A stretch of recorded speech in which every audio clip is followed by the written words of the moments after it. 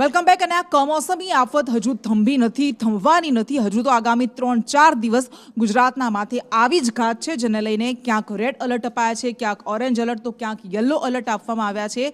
સાંભળીએ હવામાન નિષ્ણાંત પરેશ ગોસ્વામીએ વરસાદને લઈને શું કહ્યું છે. આજે તારીખ 6 મે 2025 છે. આજથી લઈને 3 દિવસ સુધી રાજ્યના અનેક વિસ્તારોની અંદર ભારે માવઠું થાય તેવી શક્યતાઓ છે, જેમાં 6, 7 અને 8 મે આ 3 દિવસ સુધી રાજ્યના અનેક વિસ્તારોની અંદર 2 થી લઈ અને 4 ઇંચ સુધીના વરસાદો પડશે. અમુક વિસ્તાર એવા પણ હશે કે ત્યાં અતિ થંડરસ્ટોર્મ એક્ટિવિટી થાય, જ્યાં અતિ ગાજવીજનું પ્રમાણ જોવા મળે, ત્યાં 4 ઇંચ કરતા પણ વરસાદ વધારે પડી શકે છે. જેમાં ખાસ કરીને જોવા જઈએ તો આ માવઠાની અસર છે, જેમાં સંપૂર્ણ લગભગ ગુજરાતના તમામ જિલ્લાઓને પ્રભાવિત કરશે અને 9 અને 10 તારીખે સામાન્ય ઝાપટા પડશે અને 10 તારીખથી આપણે આ અસ્થિરતામાંથી મુક્ત થશું. પણ ખાસ કરીને જોવા જઈએ તો જેમાં સૌથી વધારે તીવ્રતા જોવા મળશે 6, 7 અને 8 તારીખ દરમિયાન જોવા મળશે અને એમાં પણ સૌરાષ્ટ્ર, કચ્છ અને ઉત્તર ગુજરાતની અંદર હજુ પણ આજથી 3 દિવસ સુધી ભારે વરસાદ પડે